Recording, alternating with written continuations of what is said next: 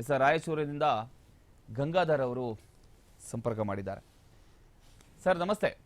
ನಮಸ್ಕಾರ sir. Sir ಇವತ್ತು ನಾವು ಕಾರ್ಯಕ್ರಮ ಮಾಡ್ತಾ ಇರುವ ಉದ್ದೇಶ ಮೈಕ್ರೋ ಫೈನಾನ್ಸ್ ಹಾವಳಿ ಸಿಕ್ಕಾಪಟ್ಟೆ ಜಾಸ್ತಿ ಆಗಿದೆ ಸರ್. ಹೌದು ಸರ್. ಎಷ್ಟೋ ಜನ ಸೂಸೈಡ್ ಮಾಡ್ಕೊಂಡಿದ್ದಾರೆ, ಒಂದಿಷ್ಟು ಜನ ಸೂಸೈಡ್ ಮಾಡ್ಕೊಳ್ಳೋದಕ್ಕೆ ಪ್ರಯತ್ನ ಪಟ್ಟಿದ್ದಾರೆ.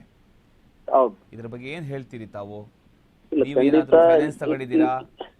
ಈ ರೀತಿ ಯಾರಾದ್ರೂ ಮನೆ ಹತ್ರ ಬಂದಿದ್ದಾರಾ? ಇಲ್ಲ, ಖಂಡಿತ ದಿನನಿತ್ಯ ಇದು ಹರಾಸ್ಮೆಂಟ್ ನಡೀತಾನೆ ಇದೆ ಈ ರಾಜ್ಯದಲ್ಲಿ. ನಮ್ಮ ಭಾಗದಲ್ಲಿ ಕೂಡ ಹಾವಳಿ ಜಾಸ್ತಿ ಇದೆ. ಸುಮಾರು ಹಳ್ಳಿಗಳಲ್ಲಿ ಈ ಒಂದು ಮಹಿಳಾ ಸ್ವಸಹಾಯ ಸಂಘ ಮೈಕ್ರೋ ಫೈನಾನ್ಸ್ ಹೆಸರಿನಲ್ಲಿ ಮಾಡ್ತಿದ್ದಾರೆ. ಹೆಣ್ಮಕ್ಳ ಹೆಸರಲ್ಲಿ ಆಧಾರ್ ಕಾರ್ಡ್ ತಗೊಂಡು 50,000 ಲಕ್ಷನೋ ಎಲ್ಲ ಹಣ ಕೊಡ್ತಿದ್ದಾರೆ. ಈ ಧರ್ಮಸ್ಥಳ ಹೆಸರಿನಲ್ಲಿ ಅಥವಾ ಬೇರೆ ಬೇರೆ ಗುಂಪಿನ ಹೆಸರಿನಲ್ಲಿ ಟೋಟಲಿ ಈ ಒಂದು ಈ ಸೌಹಾರ್ದ ಕೋಆಪರೇಟಿವ್ ಏನಿದೆಯಲ್ಲ, ಈ ತರದ ವಿರುದ್ಧ ಈ ಒಂದು ಖಾಸಗಿ ಮೈಕ್ರೋ ಫೈನಾನ್ಸ್ ಇವತ್ತು ಜನರನ್ನ ಸಂಕಷ್ಟಕ್ಕೆ ಈಡು ಮಾಡಿಸ್ತಾರೆ. ಖಂಡಿತ.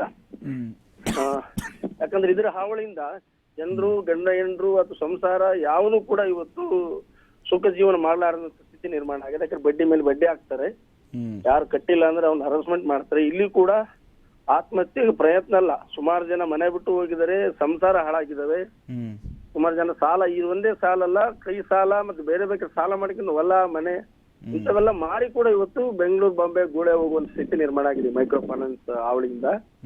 ಯಾರು ನೆಮ್ಮದಿ ಇಲ್ಲ. ಯಾಕಂದ್ರೆ ಅದಕ್ಕ ಬಲಾಢ್ಯರ ಇದು ನಿಮ್ಗೆ ಗೊತ್ತಿದ್ದಂಗೆ ಧರ್ಮಸ್ಥಳ ಸ್ವಸಹಾಯ ಸಂಬಂಧಪಟ್ಟಂಗೆ ಏನಿತ್ತು ದೊಡ್ಡ ಇನ್ವೆಸ್ಟ್ಮೆಂಟ್ ಅದು ಬಂಡವಾಳ. ಈ ಒಂದು ನಮ್ಮ ರಾಜ್ಯದಲ್ಲಿ ಈ ಬ್ಯಾಂಕ್ನ ಹಣ ಐತಿಲ್ಲ ಗೊತ್ತಿಲ್ಲ, ಆ ಮೈಕ್ರೋ ಫೈನಾನ್ಸ್ ಹಣ ಇದೆ.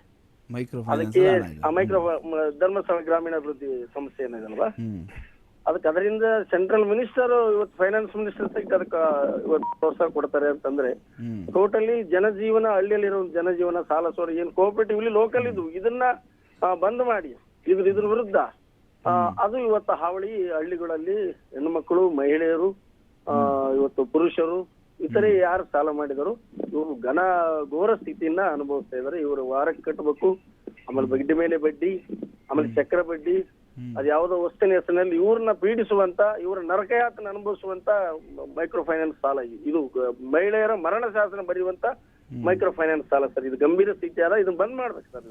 ಬಂದ್ ಮಾಡಿ ಸರ್ಕಾರನೇ ಏನು ಸೌಹಾರ್ದ ಬ್ಯಾಂಕ್ ಇದಾವೆ, ಕೋಆಪರೇಟಿವ್ ಬ್ಯಾಂಕ್ ಇದಾವೆ, ಸಹಕಾರ ಬ್ಯಾಂಕ್ ಇದಾವೆ, ಅದರಲ್ಲಿ 0% ಬಡ್ಡಿಗೆ ಜನರಿಗೆ ಸಾಲ ಕೊಡಂತ ಆದ್ರೆ ಜನರು ಬಹಳ ನೆಮ್ಮದಿಯಿಂದ ಆಗ್ತಾರೆ, ಮತ್ತೆ ಅದನ್ನು ರಿಟರ್ನ್ ಮಾಡ್ತಾರೆ ಅಂತ ಅನ್ನೋ ಅಭಿಪ್ರಾಯ ನನ್ ಸರ್.